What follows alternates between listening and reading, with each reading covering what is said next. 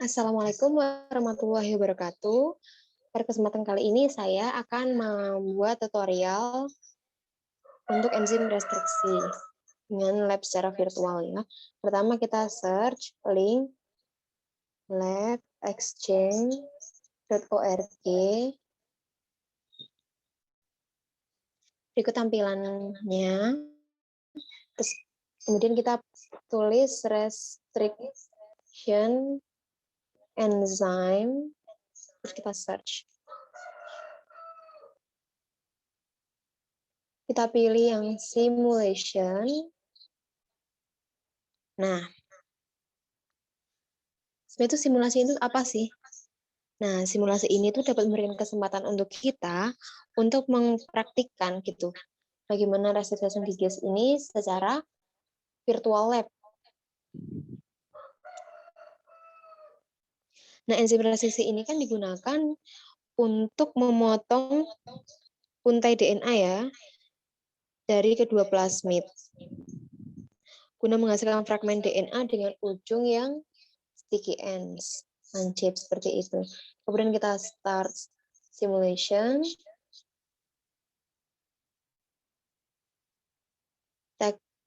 Kita pilih dulu level 1. Start.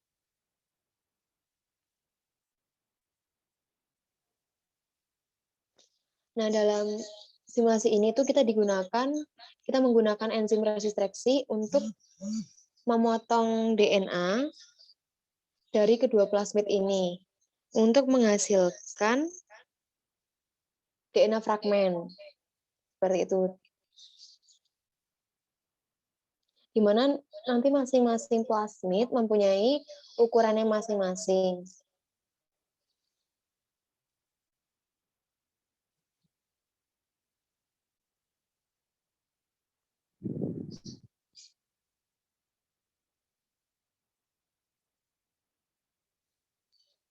Nah, di sini tuh tujuan dari eksperimen ini adalah untuk menghasilkan dua fragmen DNA, yang mana satu fragmen dapat mengandung gen yang diinginkan, sedangkan fragmen yang lainnya digunakan sebagai penggabung plasmid yang dapat digunakan untuk mengekspresikan protein dalam satu sel bakteri. Yang mana nanti plasmid tersebut dapat digunakan untuk mengekspresikan protein dalam suatu sel bakteri. Dan akhirnya, fragmen DNA dapat bergabung bersama untuk membuat plasmid rekombinan dan ekspresi protein suatu proses dalam cloning gen. Seperti itu. Ada dua plasmid, PKANR dengan panjang 5.512 base pair, dan PARA dengan panjang 4.872 base pair. Nah, sebenarnya tuh gen yang akan dikloning itu apa sih? Gen yang akan dikloning adalah RFP.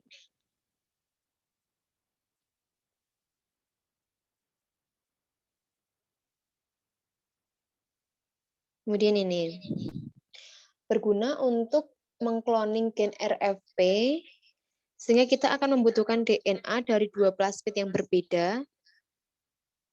Ini. Kemudian dari plasmid PKNR ini akan membawa gen RFP, di mana promotor untuk mengontrol ekspresi gen PBAD. Dan gen yang pada bakteri resisten terhadap antibiotik CAN-R. Sementara pada plasmid PARA ini akan mengandung gen bakteri yang resisten terhadap antibiotik, yaitu adalah AMR ini, dan aktivatornya ARAC. Ini nanti akan mengaktifkan promotor PBAD yang pada saat bakteri itu tumbuh, seperti itu ya. Kemudian begini, terus kita next. Nah, berikut adalah material yang digunakan.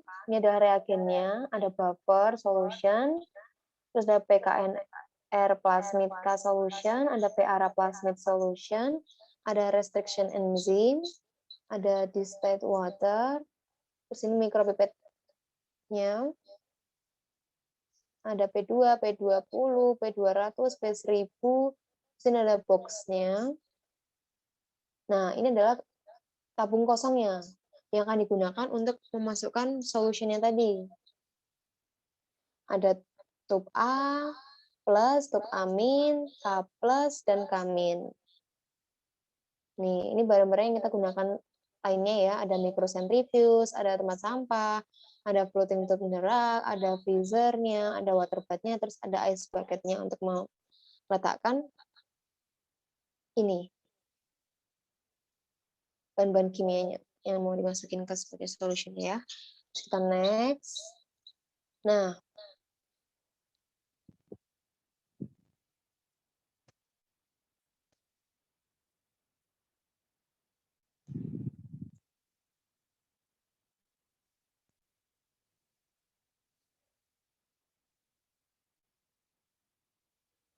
nih, selama simulasi ini kita akan memerlukan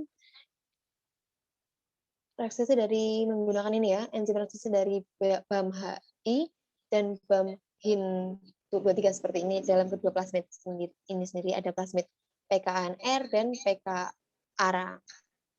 Nah,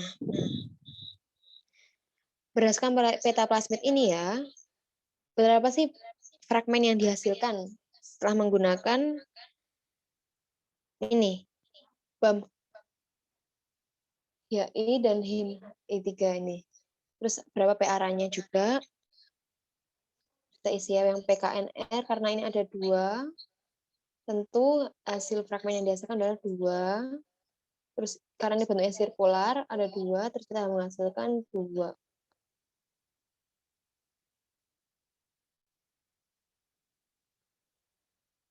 On the base plasmid, berdasarkan peta plasmid ini, berapa ukuran fragmen yang dihasilkan? PKANR ada 807, kita tulis dulu. Terus yang ini kan ada 377. Yang PKNR tadi, kita kan mempunyai panjang 5.512 dikurangi 807. Sehingga diperoleh 4.705.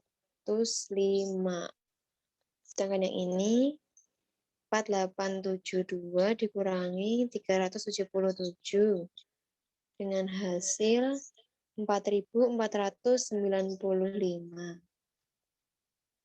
Terus ini dia. Komponen apa aja yang kita temukan di setiap fragmen? Dari konstruksi keempat fragmen tersebut tuliskan ya. Yang PKNR kan ada PBAD, RFP, kan R. Oke. Kita tulis di sini PBAD, NRFP, kemudian ada kan R. Yang di PARA kita ada AMPR, ORI, ARC, dan ada NOGEN.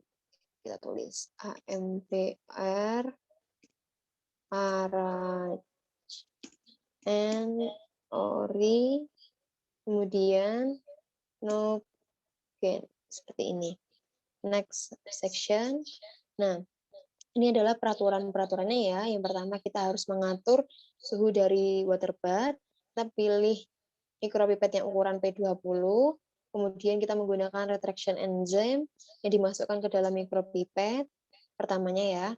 Kemudian retraction enzyme tadi dimasukkan ke dalam tub K+, selain K+, juga dimasukkan ke K-, A+, amin juga. Kemudian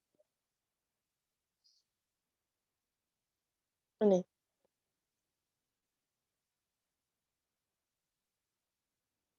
disperse on the solution into the ini semuanya, semua bahan-bahannya dimasukkan ke kutub ini ya. Kita spin, kita inkubasi selama 37 derajat Celcius menggunakan suhu 37 derajat Celcius seperti itu. Kemudian masukkan ke dalam freezer.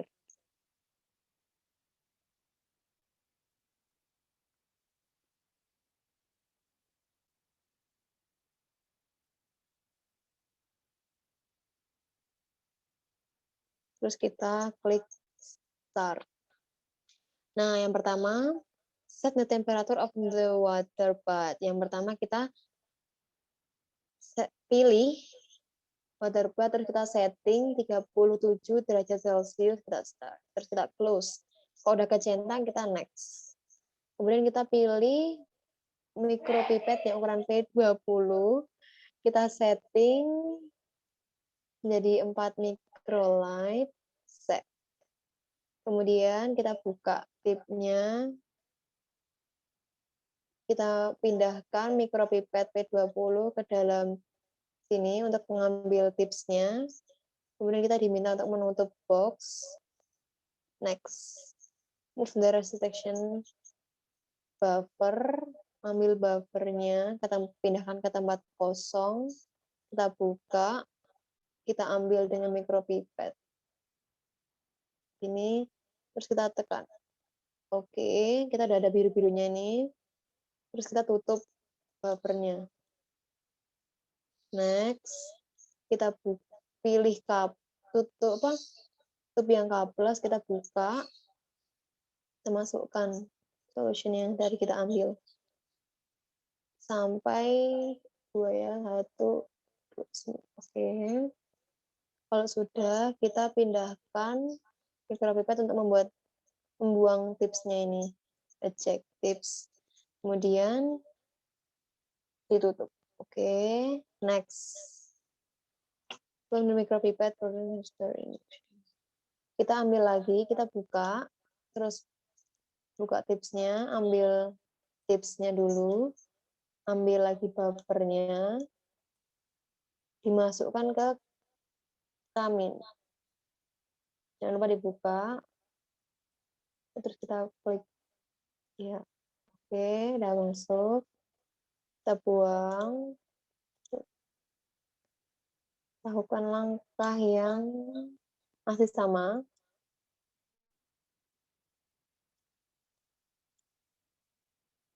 KA+.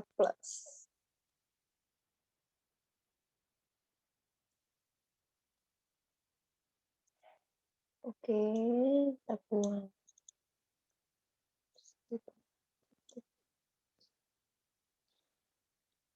Ambil lagi, dimasukkan ke Amin.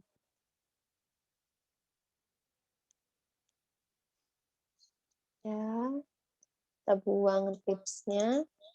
Jangan lupa tipsnya ditutup. Next. Kita pindahkan buffernya ke ice bucket. Terus kita ambil yang PKA NR plasmid. Kita buka. Ambil tipsnya dan kita ambil dulu solution. Dimasukkan ke dalam K+.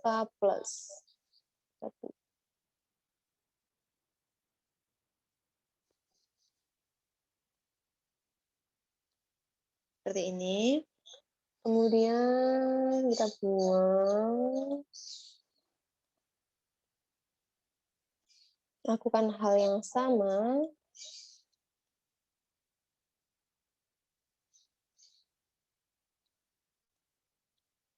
Kita masukkan ke Kamin.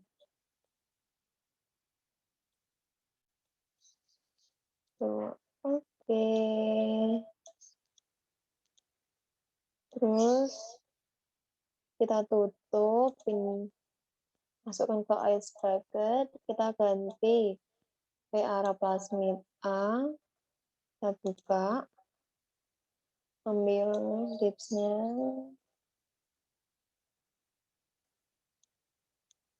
ambil kita masukkan ke dalam tube A+.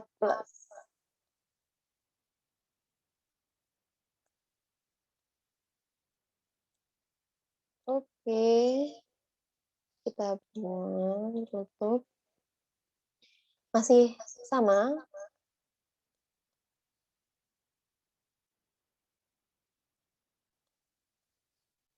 Kita masukkan ke Amin.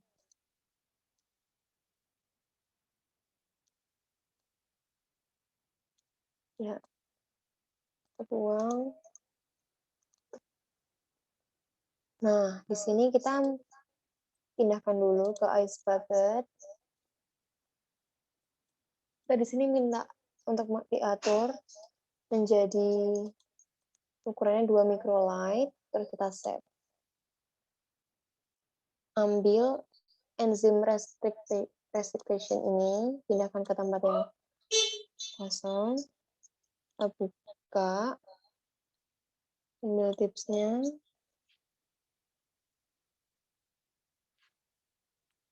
terus kita masukkan ke dalam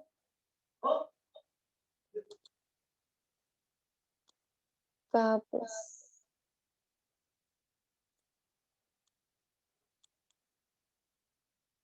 Oke.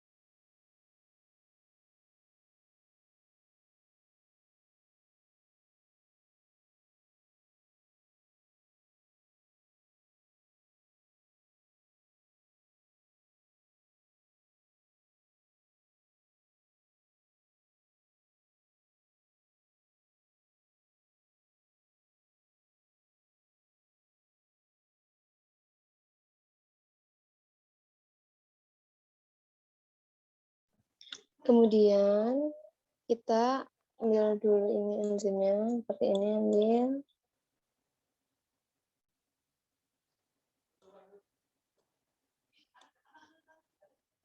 Kemudian masukkan ke kutub A+, seperti ini. Aduh, ya. Sudah. Kita buang.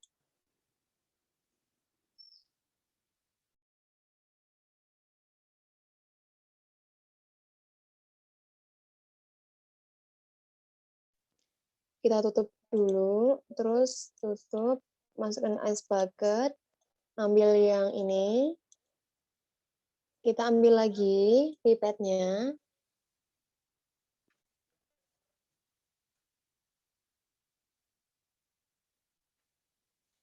kita ambil ini, terus kita open, kita ambil, masukkan ke amin. 2 kali, oke. Kemudian kita buang. Ini lagi.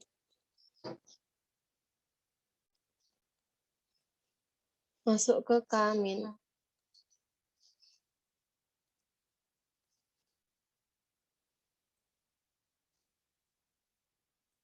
Oke. Kita tutup. Dibuang. Masuk ke ice bucket. Terus di next. Kita diminta untuk membuka microcentrifuge, kemudian kita pindahkan tube yang kita isi solution tadi ke dalam centrifuge.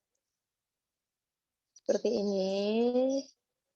Kemudian kalau udah, kita diminta untuk balance.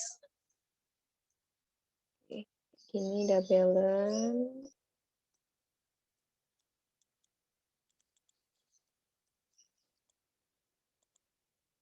Check balance.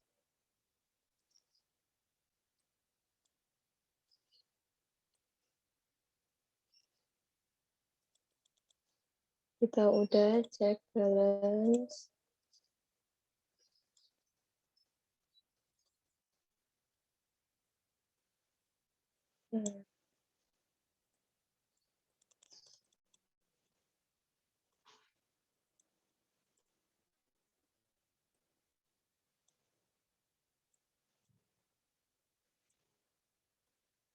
Seperti ini, kita cek balance, sudah. Tutup, kita diminta untuk menutup centrifuge. Kemudian kita setting 10 detik. Oke. Kalau sudah, kita buka, kita pindahkan ke rak.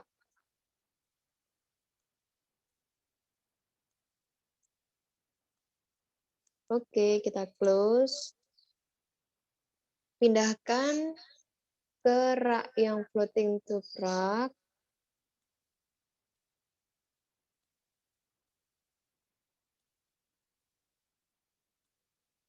Kalau udah, kita tutup centrifuge.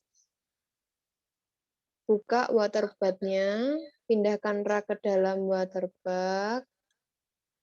Kalau sudah, tutup, atur waktunya 1 jam.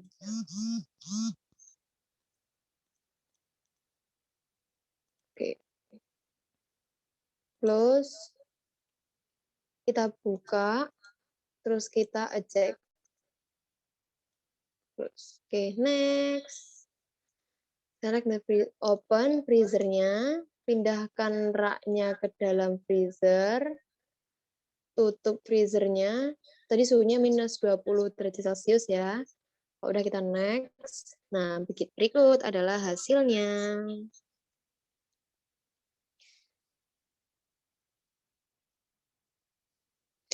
Nah, setelah kita melakukan proses enzim tadi seperti itu ya, kita tidak bisa langsung melihat hasilnya dari tabung-tabung ini toh. Tapi kita harus melihat menggunakan elektroforensis seperti itu kan.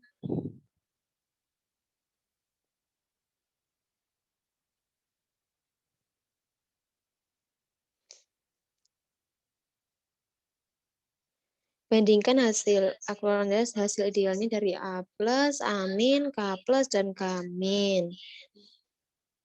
Untuk melihat DNA plasmid yang sudah terpotong menjadi fragmen yang linear. Kemudian kan ini.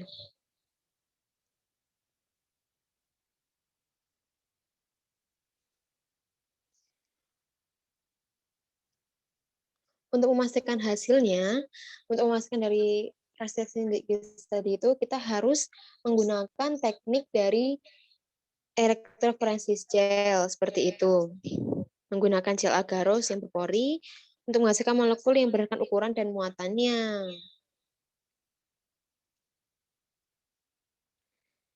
Dengan kita menggunakan ini ya, plasmid yang sirkular, berikut adalah panjang base pair-nya.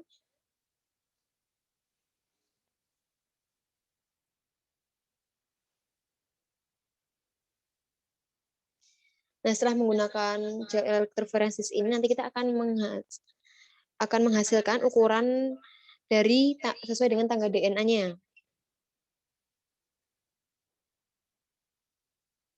Tangga ini berisi fragmen DNA dengan ukuran yang diketahui dan Anda bisa dapat membandingkan pita sampelnya pada gel agarose untuk memperhatikan si ukurannya.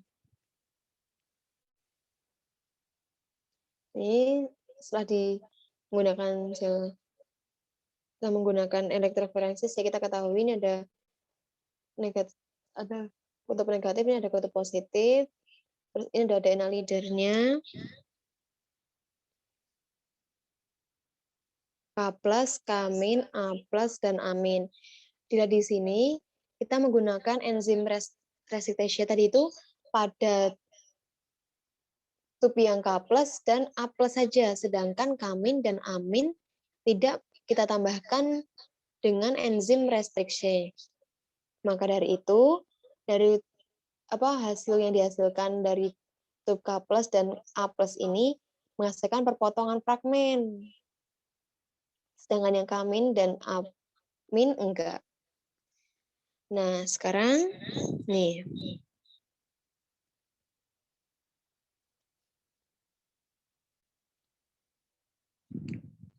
Kita isi K+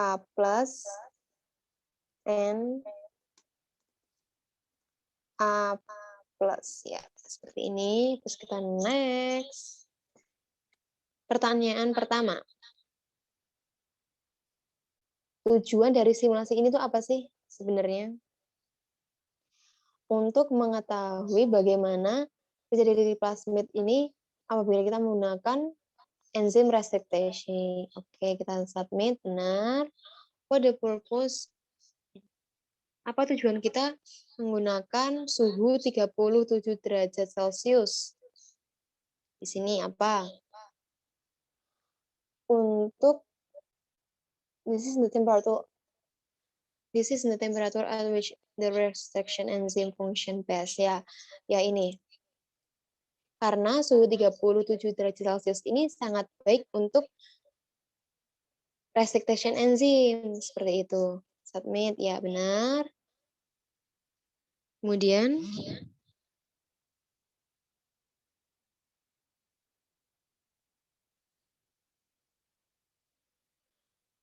kenapa kita menggunakan enzim restriktasi yang sama pada plasmid PKANR dan plasmid PARA, Pak? Ini ya. Kenapa sih? Karena untuk to create the same sticky end on fragment from both plasmid that can be joined together later. Ya, untuk menghasilkan ujung yang lancip ya, sama-sama lancip gitu di setiap fragmennya. Samanya. Oke, benar. Kenapa kita harus spin semua tube yang kita gunakan setelah kita tambahkan solution? Untuk apa? To collect the all sample, but then the version can occur. Ya, oke. Nah, dari tube kamin dan amin itu apa sih? Tujuannya tuh ini ya, uncut plasmid. Kenapa disebut uncut plasmid? Karena plasmid yang dihasilkan kan tidak adanya yang terpotong ya saat kita amati menggunakan elektroforensis tadi, karena tidak ditambahi menggunakan enzim restriction tadi kan. Nah, enzim restriction tadi kan hanya ditambahkan pada tube K+ dan A+. Maka dari itu kan di gel elektroforensis terdapat adanya perpotongan fragmen. Ada perpotongan pita seperti itu kan tadi, maksudnya seperti itu. Sedangkan di kamin dan amin di gel elektroforensis tidak adanya pita tadi, hanya satu yang digunakan. Oke, kita submit. Nah, feedbacknya berapa confident-nya aku menggunakan ini? Yeah, I'm so very confident. Oke, submit. Next session, summary. Oke, misal selesai. Terima kasih. Sekian tutorial yang dapat saya sampaikan. Kurang lebihnya mohon maaf apabila ada perkataan yang kurang tepat. Mohon maaf sebesar-besarnya. Sekian, wassalamualaikum warahmatullahi wabarakatuh.